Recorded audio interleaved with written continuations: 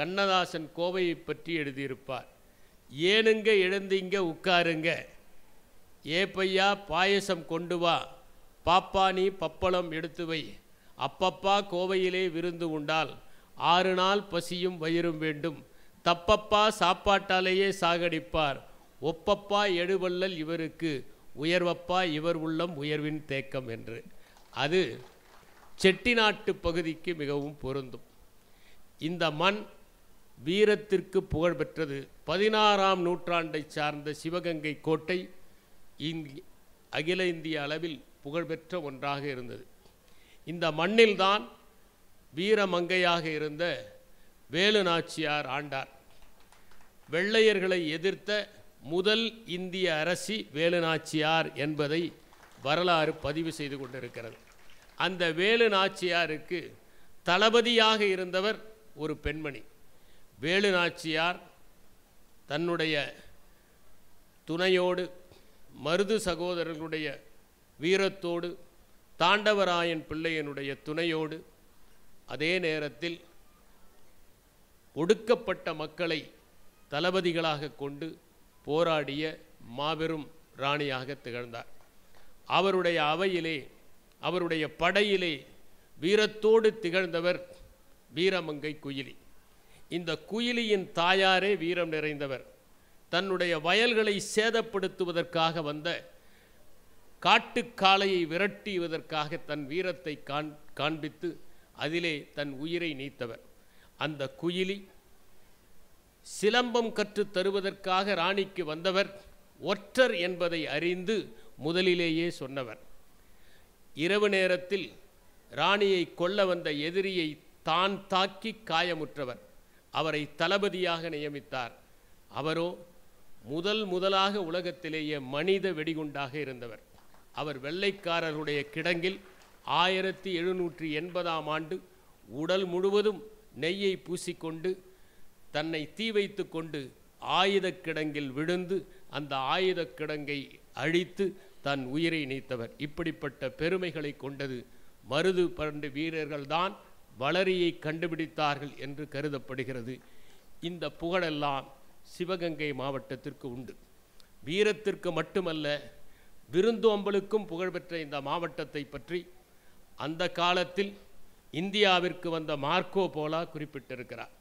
நகரத்தார்கள் எப்படி வணிகத்திற்கு தங்கள் வாரிசுகளை எல்லாம் பழக்குவார்கள் என்கின்ற குறிப்பை மார்க்கோ போலோ எழுதியிருக்கிறார்.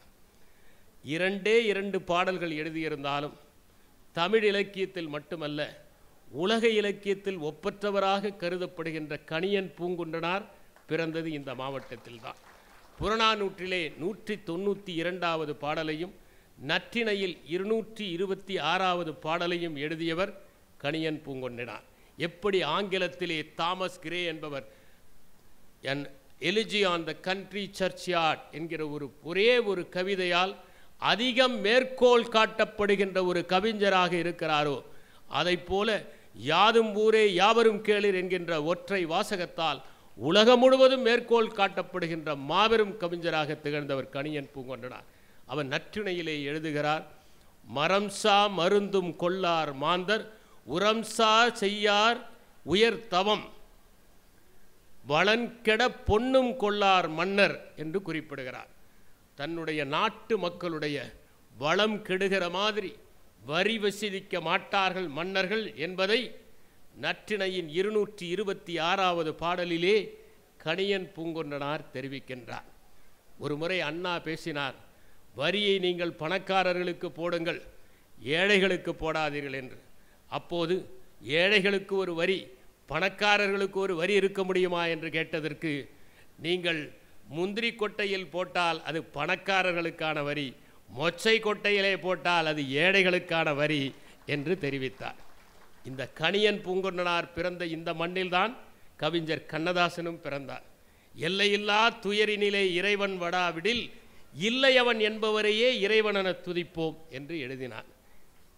செவ்வாய்க்கு அடுத்தது புதன் என்று அறிந்து தெரியாத பேதையுண்டோ, அப்பாவி என்னும் சொல்லுக்கோர் இலக்கணம் அவனின்றி யாரும் இல்லை, ஆனாலும் அவனையும் மிஞ்சுமோர் அறிஞனும் அந்நாளில் பிறக்கவில்லை என்று எழுதினார்.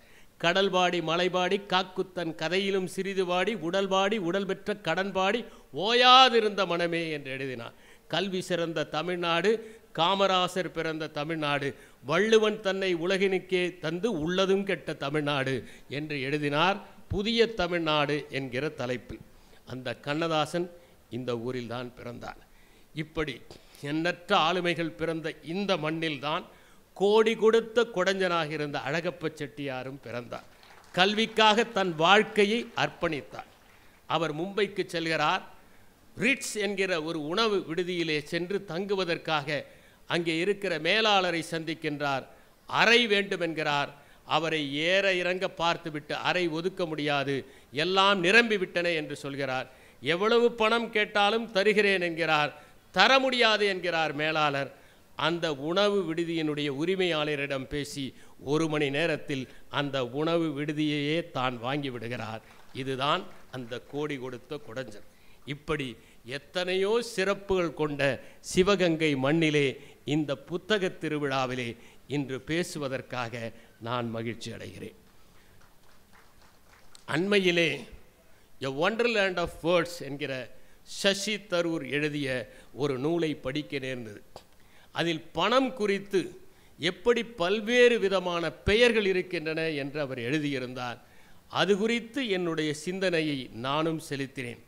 பள்ளிக்கு கட்டினால் அது கட்டணம், அரசுக்கு செலுத்தினால் வரி, உப்புக்கு கொடுத்தால் விலை, ஒப்புக்கு கொடுத்தால் நன்கொடை, உளமாற கொடுத்தால் அன்பளிப்பு, திருப்பி கொடுத்தால் தள்ளுபடி, திருப்தியோடு கொடுத்தால் டிப்ஸ், திருப்பதிக்கு கொடுத்தால் காணிக்கை, திரும்ப வராது என்று கொடுத்தால் கடன், வரம்பு மீறினால் கொடுப்பது அபராதம், வரிசையை மீற கொடுப்பது கையூட்டு, உற்பத்தியை பெருக்க கொடுப்பது மானியம், உற்பத்தியை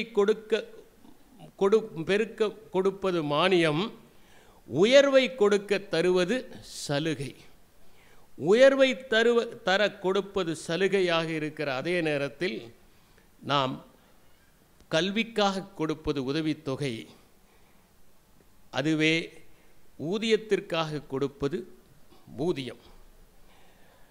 வியர்வைக்காக கொடுப்பது கூலி, தயவுக்காக கொடுப்பது கமிஷன். உழைப்புக்காக கொடுப்பது ஊதியம், பிழைப்புக்காக கொடுப்பது ஓய்வூதியம். கருணையோடு கொடுப்பது பிச்சை, காமத்தோடு கொடுப்பது இச்சை. வெள்ளத்துக்காக கொடுப்பது நிவாரணம், பூகம்ப பள்ளத்துக்காக கொடுப்பது புனர் நிர்மாணம்.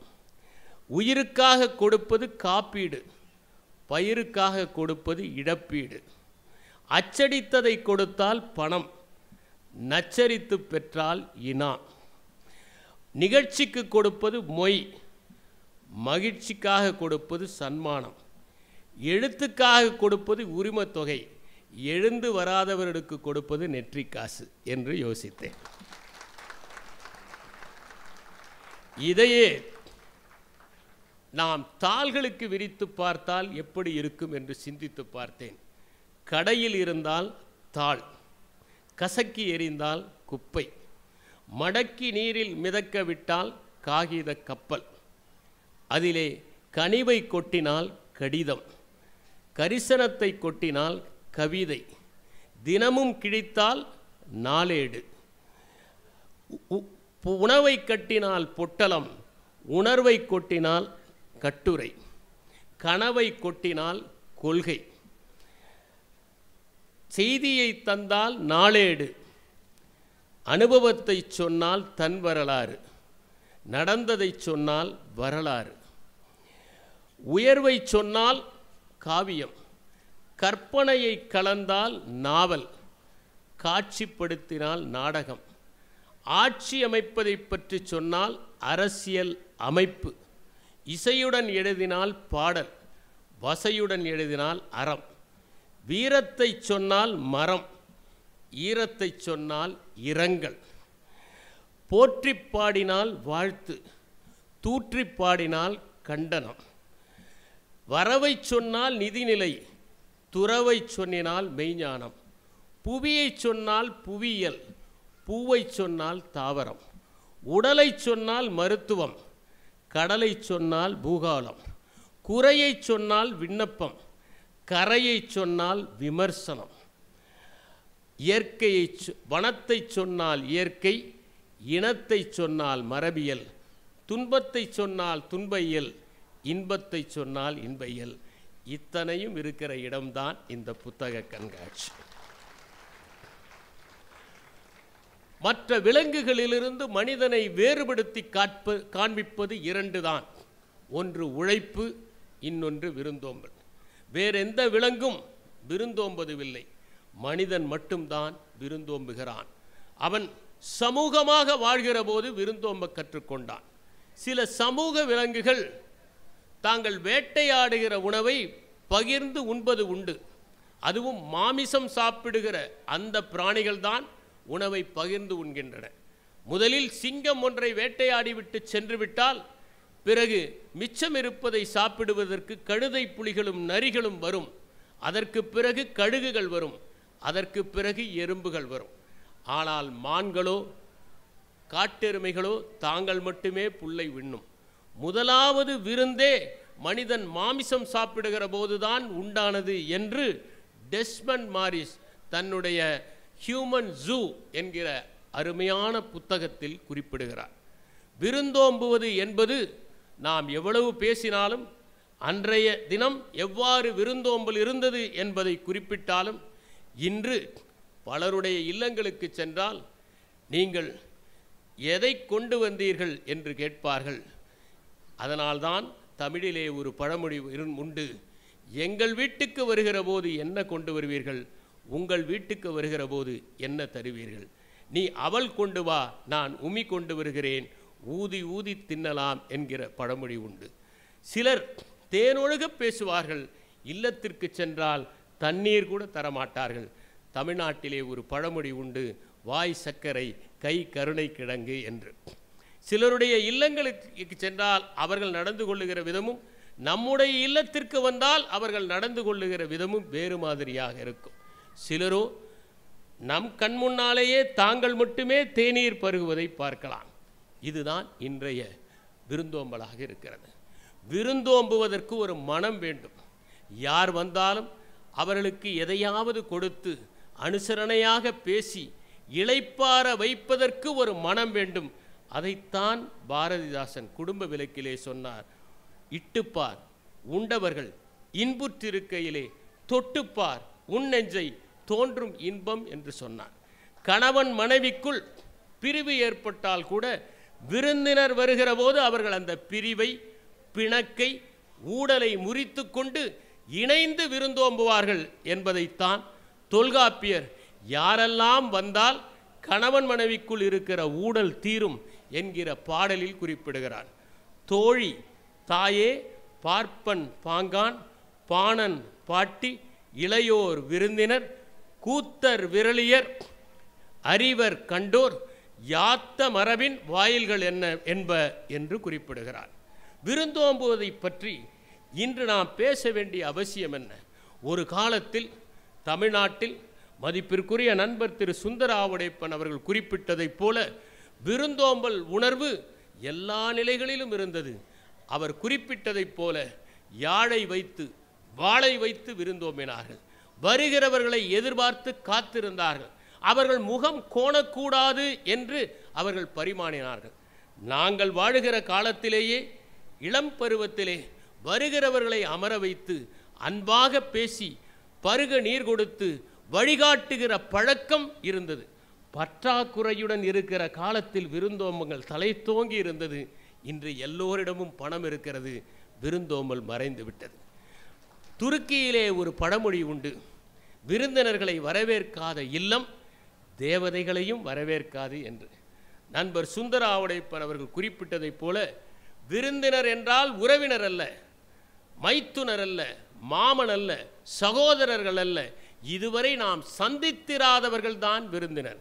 விருந்தினர் என்றால் புதியவர்கள் என்கின்ற பொருளில்தான் விருந்து தானே புதுவது புனைந்த யாப்பின் மேற்றே என்று தொல்காப்பியர் குறிப்பிட்டார். அவர் குறிப்பிட்டதற்கு ஒரு காரணம், யாரெல்லாம் புதுமையாக வருகிறார்களோ அவர்கள் என்பர் பொருள் மட்டுமல்ல, விருந்து என்றாலே புதுமைதான். ஓம்புதல் என்றால் போற்றுதல் என்கின்ற பொருளில் வருகிறவர்களை நாம் விருந்தோம்ப வேண்டும் என்று குறிப்பிட்டார். எல்லோராலும் எல்லா காலத்திலும் விருந்தோம்ப முடிந்ததில்லை என்பதைத்தான் ஔவையார் சொன்னார். ஆர்த்த சபை 101, 1001 புலவர், வார்த்தை 10,000 பூத்த மலர் தன்தாமரை திருவே தாதா, கோடிக்கொருவர் உண்டாயின் உண்டென்றரு. ஒரு சபையிலே 100 பேருக்கு ஒருவர் தான் வருவார்கள். நீங்கள் ஒவ்வொருவருமே 100 பேருக்கு சமம். 1000-ல் ஒருவர் தான் புலிப்பால் ரவி போல கவிதை எழுதுவார்கள். அதனால் 1000-ல் ஒருவர் புலவர். ஆனால் மேடையிலே ஏறி பேசுகிறவர்கள் 10,000 பேரில் ஒருவர் தான் பேச முடியும். எதற்காக இந்த நடை மேடை என்றால், பலர்களுடைய கால்களும் கைகளும் நடுங்குவதை மற்றவர்கள் பார்க்க கூடாது என்பதற்காகத்தான். ஆனால் கோடிக்கு ஒருவர் தான் அடுத்தவர்களுக்கு கொடுப்பார்கள். அப்படிப்பட்ட உள்ளம் ஔவையாருடைய காலத்திலும் இருந்திருக்கிறது என்பதை நாம் பார்க்கிறோம். ஆனால் தொல்காப்பியர் சொல்லுகிறார், ஒரு நல்ல செயலை செய்து முடித்தால் அனைவருக்கும் விருந்தோம்ப வேண்டும் என்று குறிப்பிடுகிறார். அதனால்தான் அருந்தொழில் முடித்த செம்மற்காலை விருந்தோடு நல்லவை வேண்டற் கண்ணும் என்று குறிப்பிடுகிறார். எந்த சிறந்த செயலை செய்தாலும், நீங்கள் போரிலே வெற்றி பெற்றால் விருந்து தர வேண்டும். நீங்கள் ஒரு சாதனை புரிந்தீர்கள் என்றால், வெற்றி பெற்றால் நீங்கள் விருந்து தர வேண்டும் என்று தொல்காப்பியர் குறிப்பிடுகிறார். விருந்தோம்பலை பற்றி நாம் தமிழ்நாட்டில் மட்டுமல்ல, கிரேக்கத்திலும் இலக்கியங்களை படிக்கிற போது வருகிறவர்களையெல்லாம் பேணி காப்பாற்ற வேண்டும் என்கின்ற விதிமுறை இருந்ததை பார்க்கிறோம். தேவர்களுடைய தலைவன் ஜீயஸ், அதை ரோமாபுரியிலே ஜூபிட்டர் என்று அழைப்பார்கள். அந்த ஜீயஸ் தான் விருந்தோம்பலுடைய கடவுள். அவன் ஜீனஸ் ஜீனியல் என்கிற ஒரு விதியை ஏற்படுத்தினான். ஜீயஸ் ஜீனிஸ் என்பது அழைக்கப்படுகிற ஒரு பெயர். வருகிறவர்களை எல்லாம் விருந்தோம்புவதை கண்காணிக்கிற தேவனாக அவன் இருந்தான். கிரேக்கத்திலே யாராவது விருந்தினர்கள் வந்தால் அவர்களை வரவேற்று அவர்களுக்கு உடை, படுப்பதற்கு இடம், அவர்கள் இளைப்பாறிக் கொள்வதற்கு வசதி, அவர்கள் திரும்பி செல்லும் வரை பாதுகாப்பு போன்ற அனைத்தையும் அளிக்க வேண்டும். வந்த விருந்தினர்களுடைய கால்களை கழுவி அவர்களுக்கு திராட்சை ரசம் தர வேண்டும். விருந்தினர்கள் தாங்கள் கண்ட இடங்களில் நிகழ்ந்த சம்பவங்களை பற்றி எல்லாம் கூற வேண்டும். அதற்கு பிறகு அவர்கள் தூங்கி எழுந்ததும் தான் பெயரை கேட்பார்கள். கிரேக்கத்திலே விருந்தோம்பல் என்பது பெயரை அறிந்து கொள்வதற்கு முன்பே ஆரம்பமாகிறது என்பதைத்தான் கிரேக்க புராணங்களில் நாம் படிக்கிறோம். இந்த மக்கள் ஒழுங்காக விருந்தோம்புகிறார்களா என்று பார்ப்பதற்காக ஒரு முறை ஜீயஸ் தேவனும் ஹெர்மஸும் ஃபிர்ஜியா என்கிற நகரத்திற்கு போகிறார்கள். அங்கே ஃபாசிஸ் என்கிற வயதானவரும் ஃபாசிஸ் என்கிற பெண்மணியும் அவருடைய கணவன் பிலோமின் என்கிற இருவரும் ஒரு குடிசை வீட்டிலே வாழ்ந்து கொண்டிருக்கிறார்கள். அந்த ஜீயஸும் ஹெர்மஸும் எல்லா வீடுகளுக்கும் செல்கிறார்கள். தாங்கள் ஒரு விவசாயியின் தோட்டத்திலே செல்கிறார்கள். ஒருவர் கூட விருந்தோம்பவில்லை. கடைசியிலே அவர்கள் ஃபாசிஸினுடைய வீட்டிற்கு செல்கிறார்கள். ஃபாசிஸும் பிலோமினும் அவர்களை வரவேற்கிறார்கள், அமர வைக்கிறார்கள், அன்பாக நடத்துகிறார்கள். அப்போது ஃபாசிஸ் அவர்களுக்கு திராட்சை ரசத்தை ஊற்றுவதற்காக வந்து ஊற்றுகிறார். ஆனால் அவர்கள் கோப்பைகள் நிரம்பினாலும் அந்த குவளையும் நிரம்பிக் கொண்டே இருக்கிறது. ஊற்றுகிற குவளையும் நிரம்புகிறது. அப்போதுதான் வந்திருப்பவர்கள் சாதாரணமானவர்கள் அல்ல என்பதை ஃபாசிஸும் பிலோமினும் கண்டுகொள்கிறார்கள். அவர்கள் ஒரே ஒரு வாத்தை வளர்க்கிறார்கள். அவர்களுக்கு சமைப்பதற்காக அந்த வாத்தை பிடிக்க செல்கிறார் ஃபாசிஸ். ஆனால் அது ஓடிப்போய் ஜீயஸினுடைய மடியிலே அமர்ந்து கொள்கிறது. இதை கொல்ல வேண்டாம் என்று சொல்லிவிட்டு, நாங்கள் இருவருமே தேவர்கள், இங்கே எதற்காக வந்திருக்கிறோம் என்றால் விருந்தோம்பலில் இந்த நாட்டு மக்கள் எப்படி இருக்கிறார்கள் என்று பார்ப்பதற்காக வந்தோம். இந்த ஊரையே நாங்கள் அழிக்கப் போகிறோம். விருந்தோம்பாத ஊர் எதற்காக இருக்க வேண்டும்? நாங்கள் அழிக்கப் போகிறோம். நீங்கள் இருவரும் அங்கே உயரமாக இருக்கிற அந்த மலையின் மீது ஏறி நின்று கொள்ளுங்கள். நீங்கள் வாழ்ந்த இந்த வீட்டை ஒரு கோயிலாக ஆக்கப் போகிறோம் என்று சொல்கிறார்கள். அப்போது அவர்களிடம் கேட்கிறார்கள், உங்களுக்கு என்ன வரம் வேண்டும்? அவர்கள் இருவரும் கேட்டது 2 வரங்கள். அந்த கோயிலின் காவலர்களாக எங்களை நியமிங்கள், நாங்கள் இருவரும் ஒரே நேரத்தில் இறக்க வேண்டும் என்று கேட்கிறார்கள். ஒரே நேரத்தில் கணவனும் மனைவியும் இறப்பதை விட வேறு எது பெரிய வரம் இருக்க முடியும்? அந்த வரத்தை அவர்கள் கேட்கிறார்கள். இதுதான் கிரேக்க புராணத்திலே இருக்கிற விருந்தோம்பல் பற்றிய செய்தி. அதே போல ஹோமர் எழுதினார் ஒடிசி என்கிற அற்புதமான அந்த காவியத்திலே யுலிசஸ் திரும்பி வரமாட்டான் என்று, யுலிசஸினுடைய மனைவியை அபகரிக்க வேண்டும் என்று புதியவர்களெல்லாம் வந்து அந்த அரண்மனையிலே இருக்கிறார்கள். ஆனால் அவர்கள் விருந்தினர்கள் ஆயிற்று, எப்படி விரட்டுவது? அனைவருக்குமே சாப்பாடு போடுகிறாள் பெனிலோப் என்கின்ற அந்த யுலிசஸின் மனைவி. ஆனால் அவர்கள் வற்புறுத்தலை சமாளிப்பதற்காக என் மாமனாருக்காக ஒரு சவத்துணியை நெய்து கொண்டிருக்கிறேன், அது முடிந்ததும் திருமணம் செய்து கொள்கிறேன் என்று சொல்லி அவள் தினமும் காலையிலே அந்த துணியை நெய்வாள், இரவிலே அதை பிரித்து போட்டு இன்னும் முடியவில்லை என்று காலம் கழிக்கிறாள் என்று ஒடிசியிலே அந்த அற்புதமான வரிகள் வருகின்றன. ரவீந்திரநாத் தாகூர் கூறுகிறார், என் வீட்டுக்கு வந்த விருந்தினர்களே, நீங்கள் நள்ளிரவிலும் வந்தீர்கள், அதிகாலையிலும் வந்தீர்கள். உங்கள் வரவை எனக்கு வசந்த மலர்கள் கூறின, மழை சாரல்கள் கூறின. நீங்கள் இசைக்கருவிகளை கொண்டு வந்தீர்கள், ஒளி விளக்குகளை கொண்டு வந்தீர்கள். நீங்கள் வீட்டை விட்டு சென்ற பிறகு கடவுளின் கால் தடங்களை பார்த்தேன். நான் என் வாழ்வின் இறுதி யாத்திரையில் இருக்கிறேன். நான் உங்களுக்கு என் வாழ்த்து மலர்களை விட்டுவிட்டு செல்கிறேன், உங்களை மீண்டும் வணங்குகிறேன் என்பதுதான் ரவீந்திரநாத் தாகூர் எழுதிய அந்த அற்புதமான கவிதை. விருந்தும் மருந்தும் 3 நாள் என்கிற பழமொழியும் தமிழ்நாட்டிலே உண்டு. உன்னுடைய வீட்டுக்கு தினமும் வருகிறவன் சமையல் ரூமுக்கு வருகிற திருடன் என்று டச்சு பழமொழி ஒன்று. உன் வீட்டுக்கு விருந்தினர் வந்தால் முதல் 2 நாள் விருந்து கொடு, 3வது நாள் மண்வெட்டி கொடு என்பது ஸ்வாகிலி பழமொழி. விருந்தும் மூயினும் 3ஆம் நாள் நாரும் என்பது செக்கோஸ்லாவேக்கிய பழமொழி. முதல் நாள் வாழை இலை, 2ஆம் நாள் கையிலை, 2ஆம் நாள் தையல் இலை, 3ஆம் நாள் கையிலை என்பது இந்தியாவிலே நிலவுகிற ஒரு பழமொழி. விருந்தோம்புவது ஏன் முக்கியம் என்பதை நமக்கெல்லாம் சிகரமாக இருக்கிற இலக்கியமான திருக்குறளிலே கூறுகிறார். ஒருவன் இல்வாழ்க்கை வாழ்வதே விருந்தோம்புவதற்குத்தான். இருந்தோம்பி இல்வாழ்வதெல்லாம் விருந்தோம்பி வேளாண் செய்தற் பொருட்டு என்று. வேளாண்மை என்றால் உழவு அல்ல, வேளாண்மை என்றால் உதவி என்று பொருள். அப்படித்தான் தொல்காப்பியத்தில் வருகிறது, அப்படித்தான் திருக்குறளில் வருகிறது. ஆனால் நாளடைவில் உழவர்கள் மட்டும்தான் எப்போது வந்தாலும் சோறு படைக்க முடியும் என்கிற காரணத்தால் உதவி என்று பொருளில் இருந்த வேளாண்மை வேளாண்மைக்கு மாறி இப்போது அது உழவு தொழிலாக மாறியது. ஆக இல்வாழ்க்கை வாழ்வதே 4 பேருக்கு சாப்பாடு போடுவதற்குத்தான். அதனால்தான் விருந்து புறத்தக்க தானுண்டல் சாகா மருந்தினும் வேண்டற் பாற்று. விருந்தினர்கள் வெளியே இருக்கிற போது சாகாத மருந்தாக இருந்தாலும் நாம் மட்டும் தனியாக உண்ணக்கூடாது, அவர்களோடு பகிர்ந்து உண்ண வேண்டும் என்று திருக்குறள் குறிப்பிட்டார். நண்பர் சுந்தர ஆவுடைப்பன் அவர்கள் மோப்பக்குழையும் அனிச்சம் முகந்திருந்து நோக்கக்குழையும் விருந்து என்கிற அந்த திருக்குறளை குறிப்பிட்டார். நாம் விருந்தினர்கள் வருகிற போது முதலில் பார்க்கிற பார்வை மிகவும் முக்கியம். நம் புன்னகையே பூங்கொத்து, பொலிவான முகமே பொன்னாடை, நம் வாய்விரிய சிந்துகின்ற அந்த அன்பான உபசரிப்புத்தான் அவர்கள் மீது தெளிக்கிற பன்னீர் துளி. நாம் அவர்களை உள்ளே அழைத்து செல்லும் விதம்தான் வரவேற்பு பந்தல்.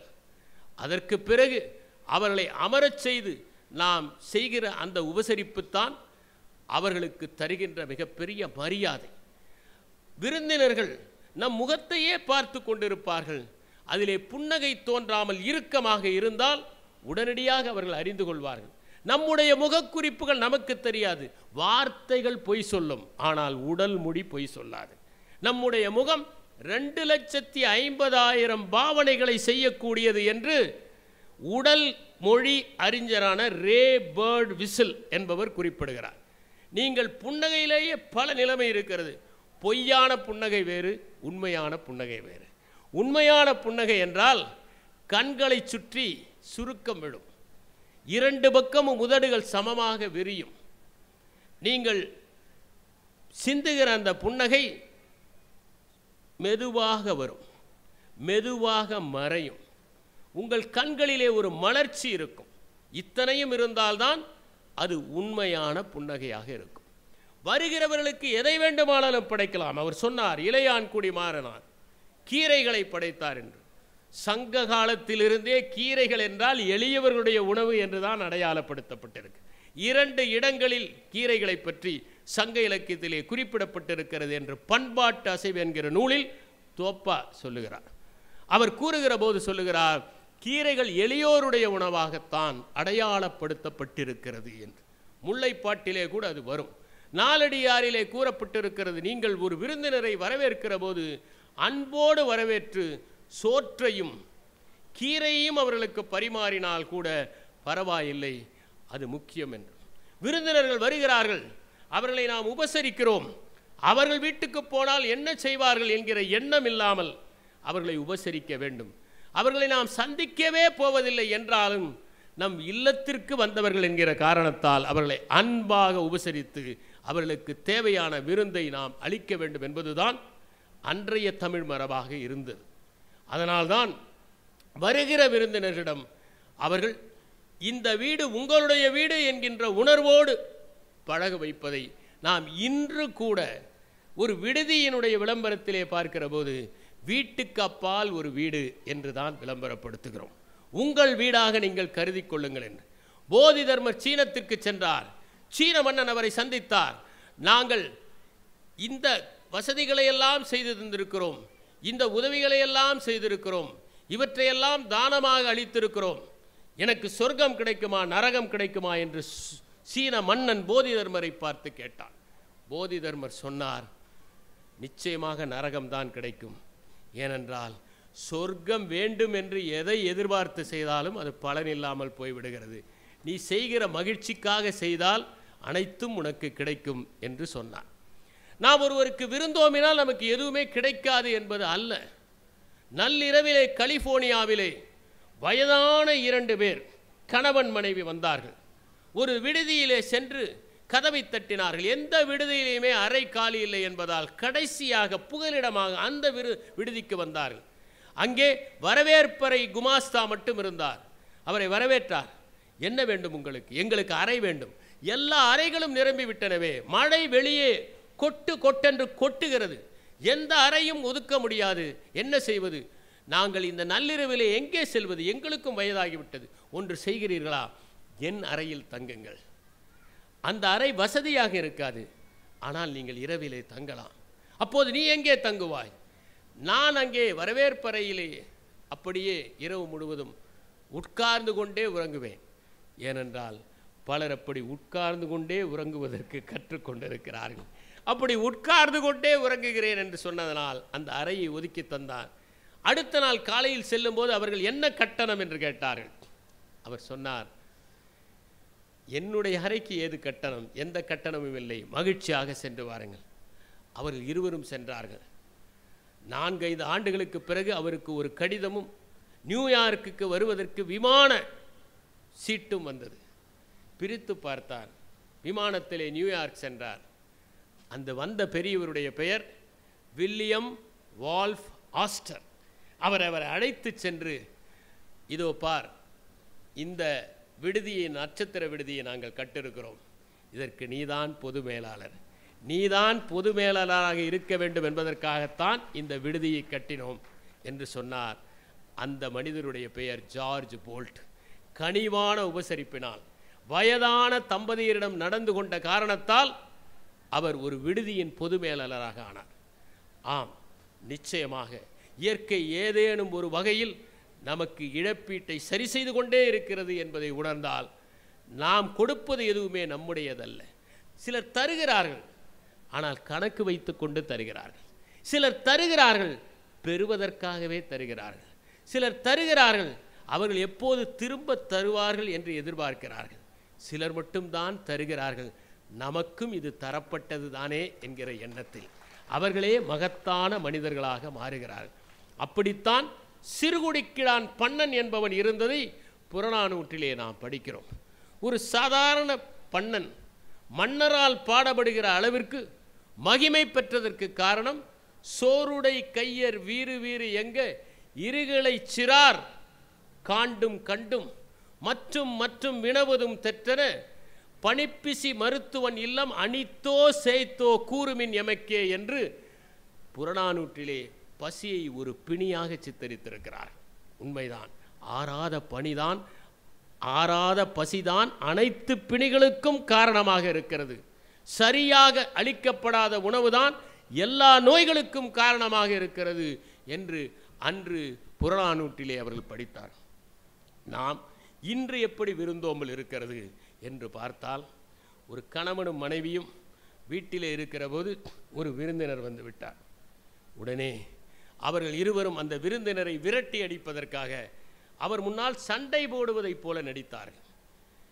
அந்த விருந்தினரும் வெளியே செல்வதைப் போல மச்சிலே ஏறி அமர்ந்து கொண்டார். விருந்தினர் போய்விட்டார் என்று நினைத்து கொண்டு மனைவி கணவனை பார்த்து, நான் எப்படி அழுவது போல நடித்தேன் என்றார். உடனே கணவன், நான் எப்படி அடிப்பதைப் போல நடித்தேன் என்றார். உடனே அந்த விருந்தாளி, நான் எப்படி போவது போல நடித்தேன் என்று சொல்லி கீழே இறங்கி வந்து விட்டார் என்று ஒரு கதை உண்டு. முல்லா நஸ்ருதீன் வீட்டுக்கு வந்த விருந்தினருக்கு தோசை சுட்டு பரிமாறி கொண்டிருந்தார். இன்னொரு தோசை கொண்டு வரட்டுமா என்றார். வந்தவர் சொன்னார், போதும் போதும், ஏற்கனவே 5 தோசை ஆகிவிட்டது, இது 11வது தோசை, யார் தோசையெல்லாம் எண்ணிக்கொண்டிருக்கிறார்கள் என்று சொன்னார். அதை போல இன்றைய விருந்தோம்பல் இருக்கிறது. நாம் ஔவையார் எழுதிய அந்த முக்கியமான பாடலை பார்க்க வேண்டும். மானம் குலம் கல்வி வன்மை அறிவுடைமை தானம் தவ முயற்சி தாளாண்மை தேனின் கசிவந்த சொல்லியர் மேல் காமுறுதல் 10 பசி வந்திட பறந்து போம் என்றார். ஒருவன் பசியோடு இருக்கிற போது மானம் கல்வி அனைத்தையும் மறந்து விடுவான். அவன் பசியை தீர்த்து கொண்டால் போதும் என்று நினைத்து விடுவான் என்கிற காரணத்தினால்தான் அன்றைய விருந்தோம்பலிலே நாம் பசியை போக்க வேண்டும் என்பதற்காக முகம் தெரியாத மனிதர்களுக்கு கூட உணவை பரிமாற வேண்டும் என்று நினைத்தோம். அதனால்தான் புறநானூற்றிலே ஒரு அற்புதமான பாடல், முன்றில் முஞ்சையோடு முசுண்டை பம்பி பந்தல் வேண்டா பலாத்தூங்கு நீழல் கைமா வேட்டுவன் கடைதுயில் மடிந்தன பார்வை மடப்பினை தடிப்பிரிதோர் தீர்த்தொழில் தனிக்களை திளைத்து விடையால் இன்புறு புனநிலை கண்ட மனையால் கணவன் எழுவதும் அஞ்சிக்கலையை பிணைவையின் தீர்தலும் அஞ்சியாவதும் இல்வடங்காமையின் கல்லென ஒழித்து மானதல் பெய்த உணங்கு திணை வலிசி காண கோடியோடு இதற்கவர்ந்து உண்டன ஆற நெருப்பின் ஆறல் நாரா தடிய நிறுத்த முடுவல்லூரம் இரும்பேர் ஒக்கரோடு ஒருங்கி இனிது அருந்தி தங்கி செம்போப்பான தங்காது வேந்துதரு விழுக்கூல் பரிசலற்கென்றும் அருகாது ஈயுமன்மை உரைசால் நெடுந்தகை ஓம்பும் ஊரே என்பது. கணவன் தூங்கிக் கொண்டிருக்கிறான், பார்வை மான் இன்னொரு மானோடு விளையாடி கொண்டிருக்கிறது. அவள் காய வைத்த அந்த தின அரிசியை காட்டுக்கோழிகள் சாப்பிட்டு கொண்டிருக்கின்றன. அந்த கோழிகளை விரட்டினால் கணவன் எழுந்து விடுவான்.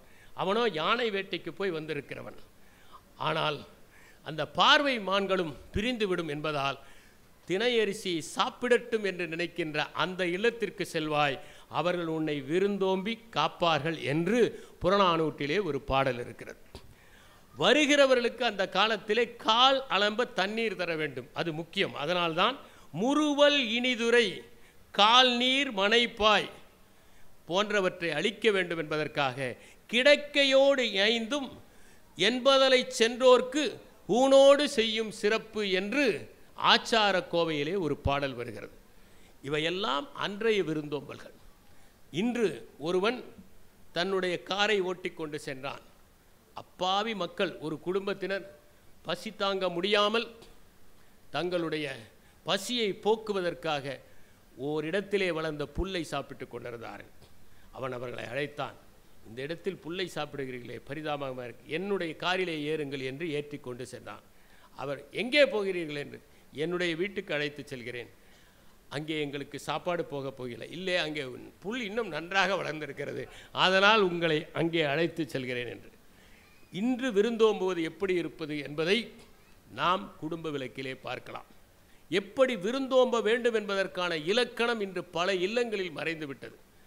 அவர் குறிப்பிட்டதைப் போல எதில் பரிமாறுகிறோம் என்பது முக்கியம். இலையில் பரிமாற வேண்டும் என்பது தமிழர் மரபாக இருந்தது.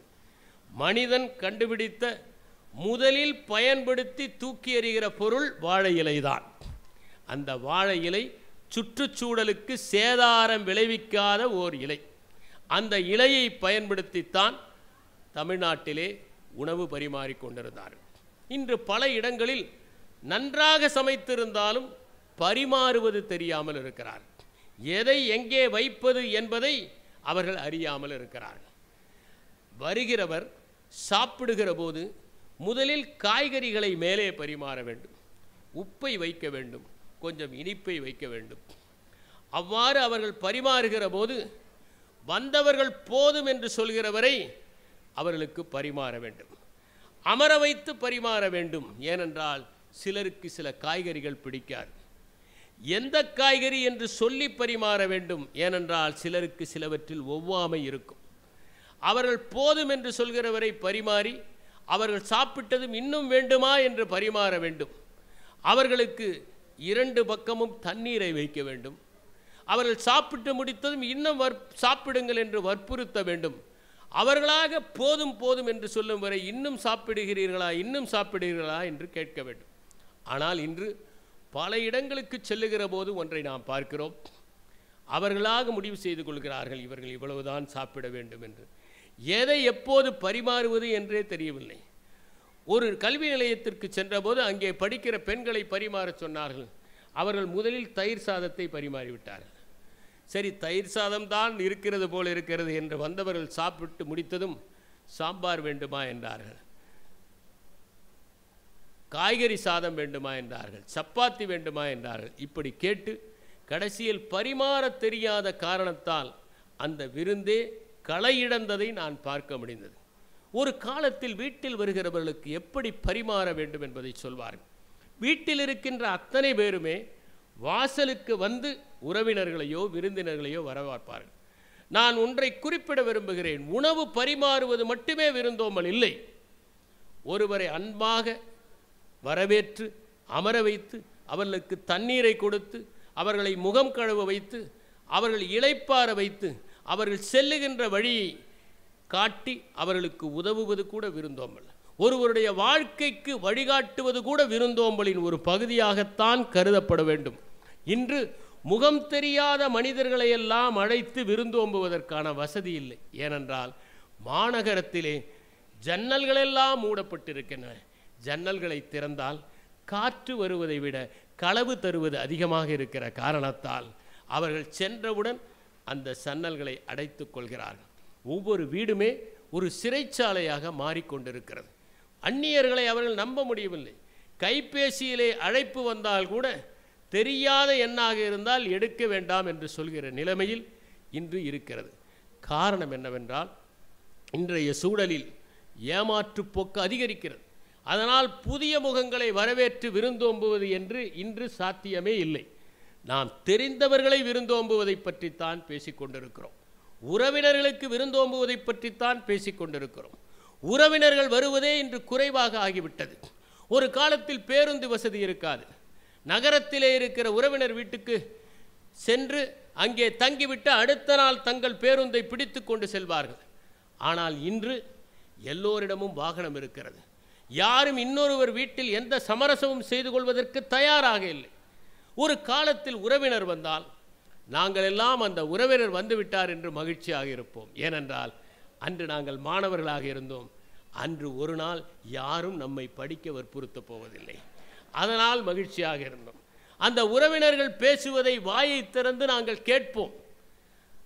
குழந்தைகளிடையே அத்தையின் பக்கத்தில் யார் படுத்துக்கொள்வது, மாமாவின் பக்கத்தில் யார் படுத்துக்கொள்வது என்று ஒரு பெரிய போட்டியே ஏற்படும்.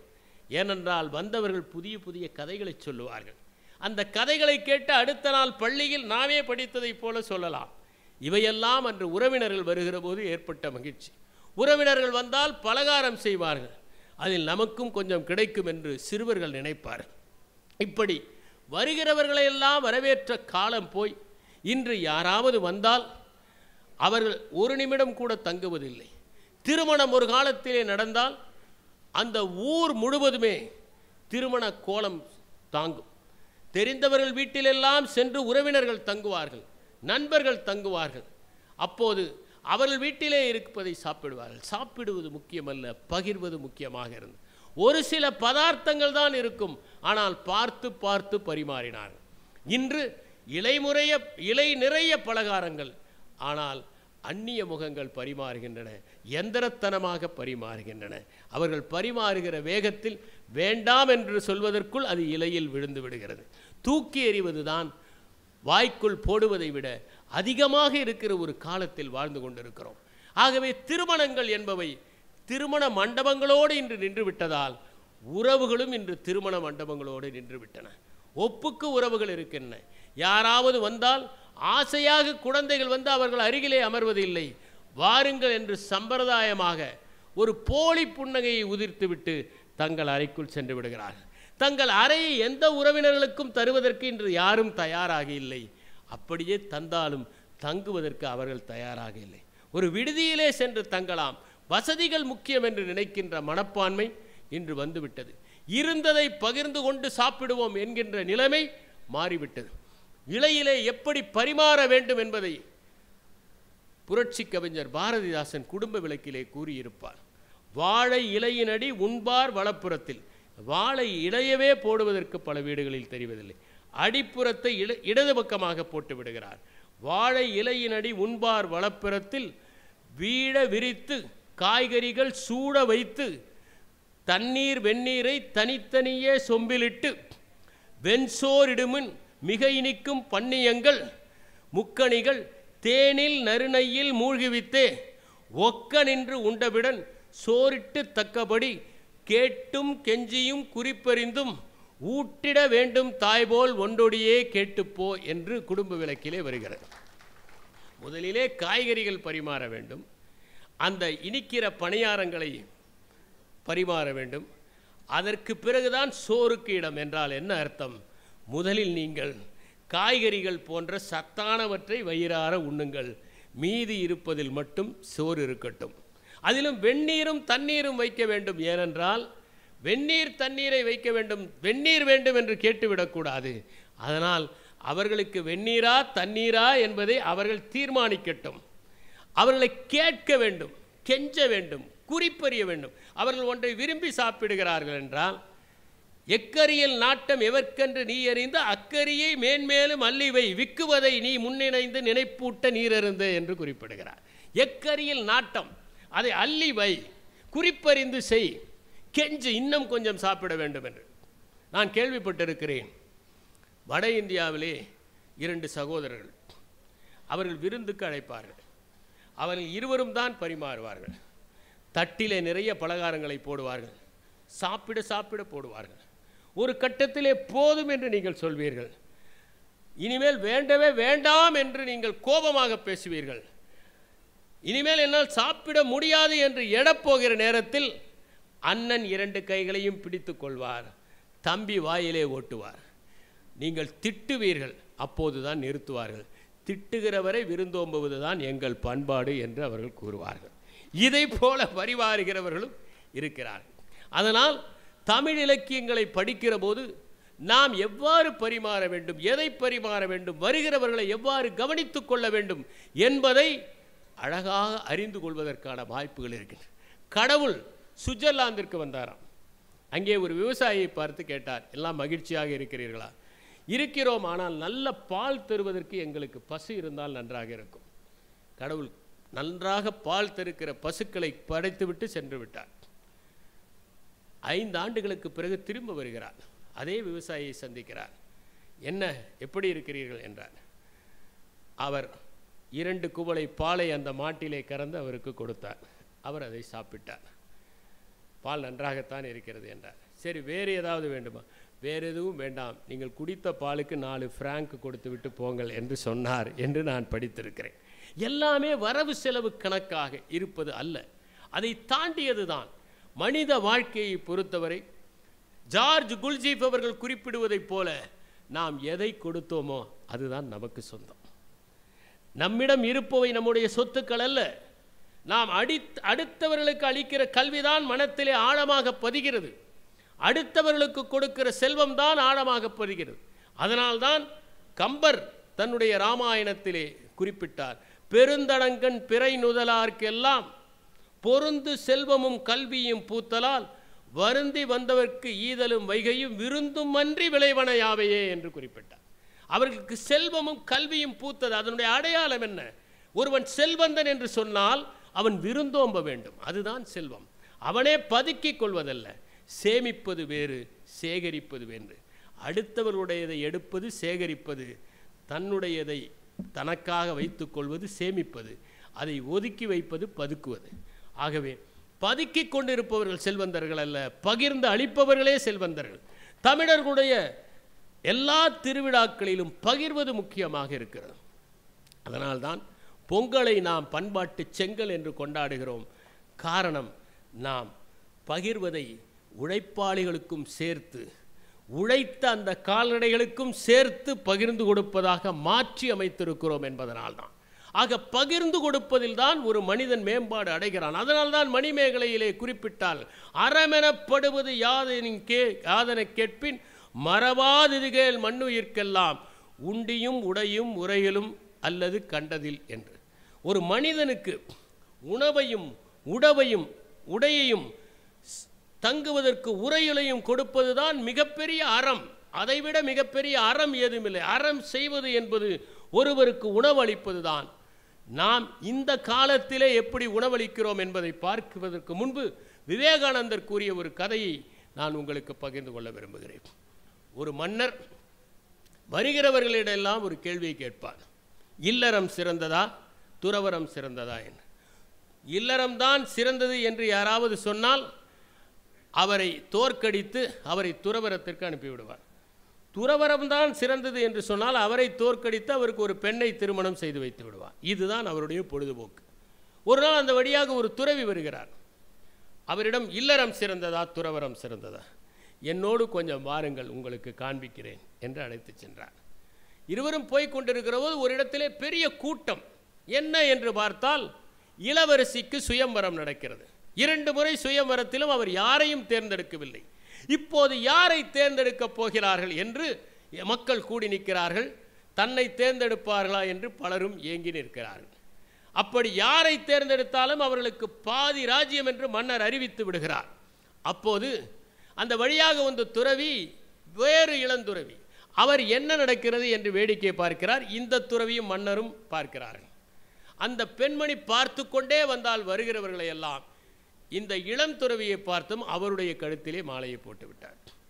மன்னர் அவரை பிடித்து கொண்டு, நீங்கள் திருமணம் செய்து கொள்ளுங்கள் என்றார்.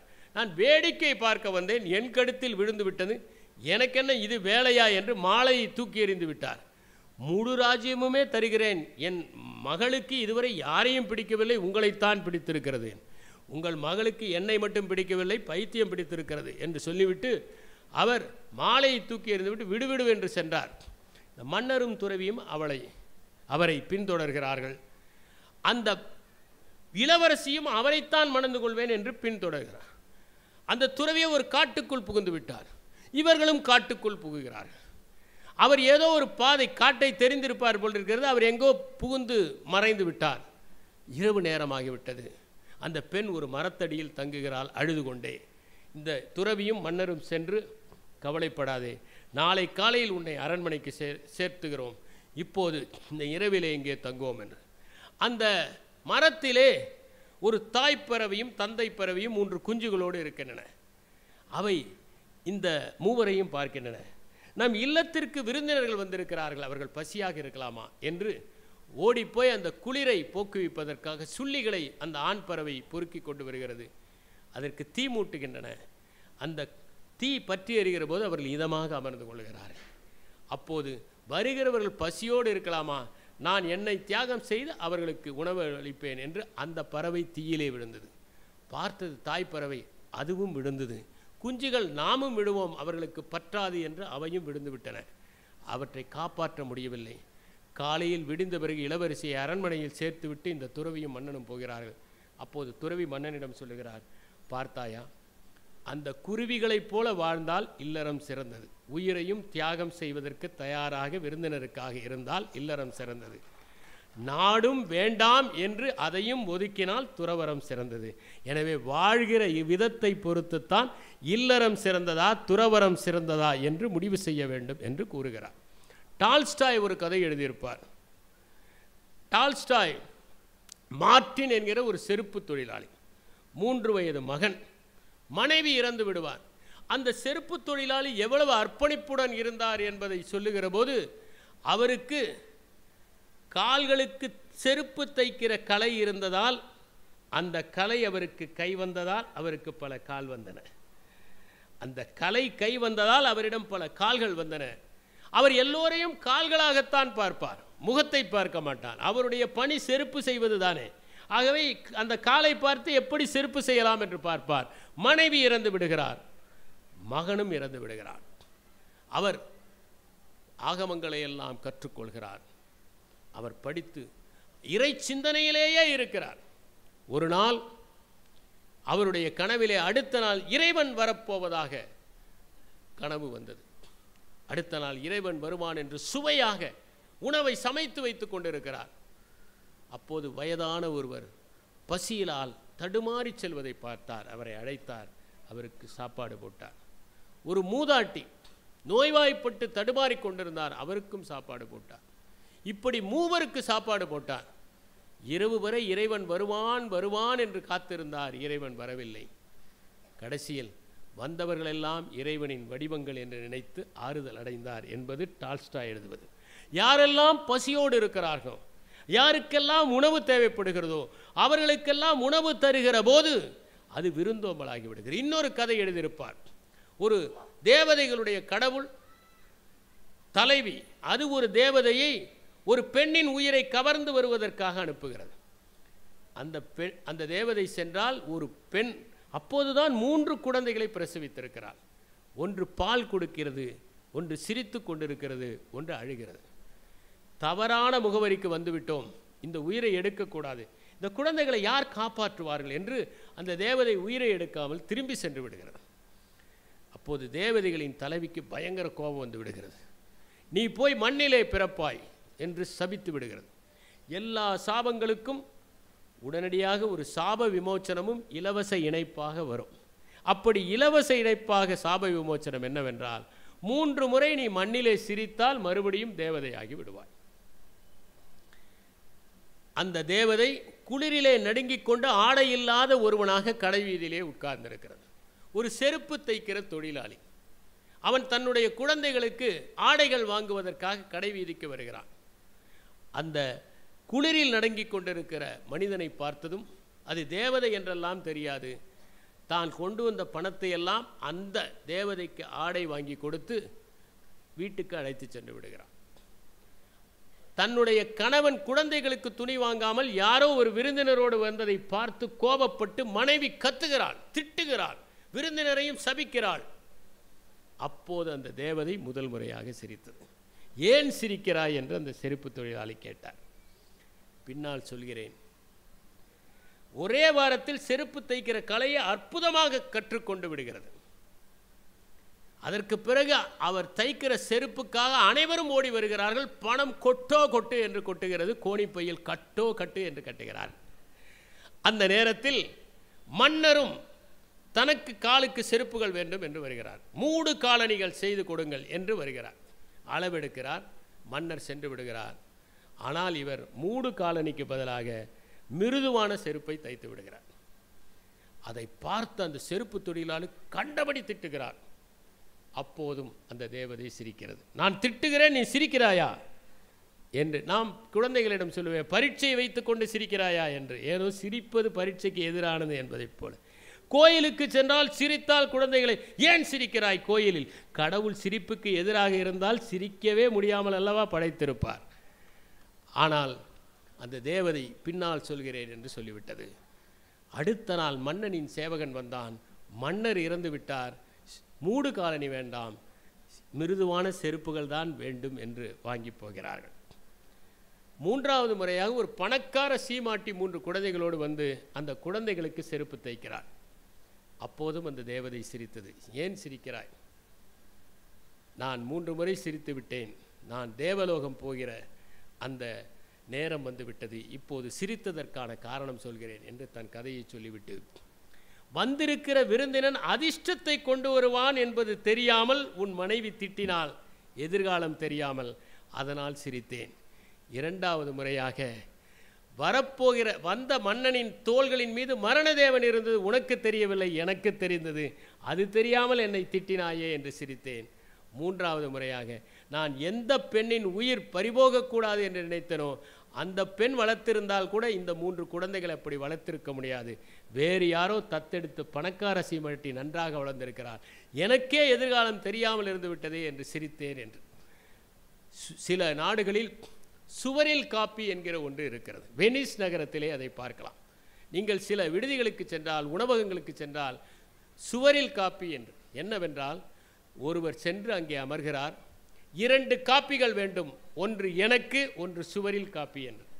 சுவரிலே சென்று காப்பி என்று ஒரு சின்ன துண்டை ஒட்டுகிறார்கள். அடுத்தவர் வருகிறார், 3 காப்பி கொடுங்கள், எங்கள் இருவருக்கும் 2 காப்பி, சுவரில் 1 காப்பி ஒட்டி விடுகிறார். இப்படி வருகிறவர்கள் சுவரில் காப்பி என்று சொன்று 5 காப்பி ஆகிவிடுகிறது. அடுத்த முறை என்ன என்று புரியாத அந்த புதிய வேறு வெளிநாட்டுக்காரர் அங்கே செல்கிறார். அப்போது ஒரு வறியவர் வந்து அமர்கிறார்.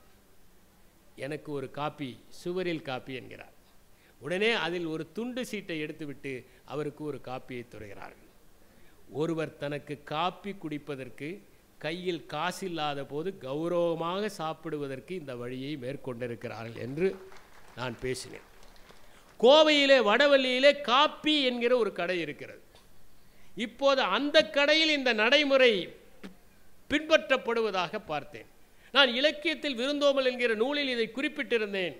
இப்போது அது நடைமுறையாகிவிட்டது. இதை போன்ற புத்தக திருவிழாக்கள் நல்லவற்றை பேசுவது அது நடைமுறையாக வேண்டும் என்பதற்காகத்தான். நாஞ்சில் நாடன் ஊருண்டு காணி இல்லை என்கிற ஒரு புத்தகத்தை அண்மையிலே எழுதியிருக்கிறார். அதிலே மும்பையிலே பைகுலா என்கிற ஒரு இடத்தை பற்றி குறிப்பிடுகிறார். அங்கே ஒரு இஸ்லாமிய பெரியவருடைய உணவு விடுதிக்கு முன்பு வரிசையாக மக்கள், முடியாதவர்கள், வறியவர்கள், வயதானவர்கள் மதிய வேளையிலே அமர்ந்திருப்பார்கள். அங்கே வருகிற சிலர் அந்த கடையில் வந்து 5 பேருக்கு ரொட்டி என்றால் 4 ரொட்டி, பருப்பு, ஒரு சின்ன துண்டு எலுமிச்சை, ஒரு வெங்காயம் ஆகியவற்றை கட்டி தருவார்கள். அந்த 5 துண்டையும் முதலில் உட்கார்ந்திருக்கிற 5 பேருக்கு அந்த 5 உணவையும் தந்துவிட்டு போய்விடுவார். மதியம் 3 மணிக்கு எல்லோருக்குமே உணவு கிடைத்திருக்கும். இன்று நாம் வீட்டிலே விருந்தோம்ப முடியாது. இதை போன்ற அமைப்புகளை ஏற்படுத்தி வறியவர்களுக்கெல்லாம் விருந்தோம்புவோம் என்று கூறி விடைபெறுகிறேன். வணக்கம். இந்த தகவல் உங்களுக்கு பிடிச்சிருந்தா லைக் பண்ணுங்க, உங்க ஃப்ரெண்ட்ஸுக்கு ஷேர் பண்ணுங்க, மறக்காம எங்க சேனலுக்கு சப்ஸ்கிரைப் பண்ணுங்க.